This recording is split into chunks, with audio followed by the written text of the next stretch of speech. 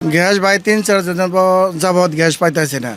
আমরা কিস্তি দিয়ে পারি না, ঘরে চাইল নাই, খাইয়ে পারি না। ঠিক আছে, এই পেলে কেমনে আমরা গাড়ি চালামো?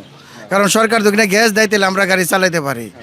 এই পেলে কেমনে কি করুম? কিস্তিলারা বাইজা বয়ে থাকে, পোলাপান কেউ কেউ করে, ভাত নাই, কি করুম? আমরা খুব বিপদের মধ্যে আছি ভাই। ঠিক আছে, গ্যাসটা পরিপূর্ণ দিলে আমরা গাড়ি ঘুরি চালাইতে পারি। আমরা তো আসছি আপনার যেন রাত 4টায়, কখনো গ্যাস পাই নাই। ঘন্টার পর ঘন্টা বসে থাকতে হয়, সবারই সুবিধা হয়, সুবিধা হয়। গ্যাস দেয় না আমাকে, কী করবো কন? আমি গ্যাসের যাবত 2-3 দিন ধরে ঘুরতেছি। কালকেও আমি বৈশা থেকে 5 ঘন্টা বৈশা থেকে ঘুরে গেছি, গ্যাস পাই নাই। আজকেও তাই অবস্থা, রাত্রে আইছি এখনও গ্যাস পাই নাই।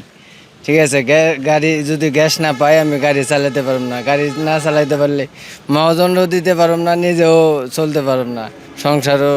গ্যাসের জন্য ভাই এক সপ্তাহ ধরে যে গ্যাসের যে দুর্ভোগ, এই দুর্ভোগ জন্য গাড়ি চালাইতে কালকে সারাদিন এখানে বসে রয়েছি, কিন্তু টিপ মারতে পারিনি। এই গ্যাসের যে অবস্থা অনেক খারাপ।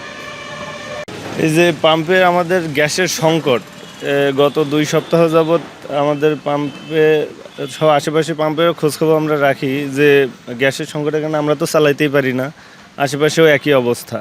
তো এই সমস্যার সমাধান যে কি, এটা কেউই সঠিক উত্তর দিতে পারে না। তিতাস কর্তৃপক্ষের কাছে যখন আমরা শুনি, তখন তারা বলে যে এটা মেন লাইনের সমস্যা, এটা আমাদের মানিকগঞ্জ যে শাখা যারা আছে তারা এ বিষয়ে সদুত্তর কোনো দিতে পারে না। আমাদের পিএসআই প্রয়োজন 14 পিএসআই 15 পিএসআই আমাদের প্রয়োজন, কিন্তু আমরা 5 পিএসআই হলেও আমরা সরবরাহ করতে পারি, সবার চাহিদা মেটাইতে পারি। আর এখন পিএসআই শূন্যর নিচে আছে, 1 পিএসআইও নাই। সে কারণে আমাদের পাম্প অধিকাংশ সময় বন্ধ থাকে।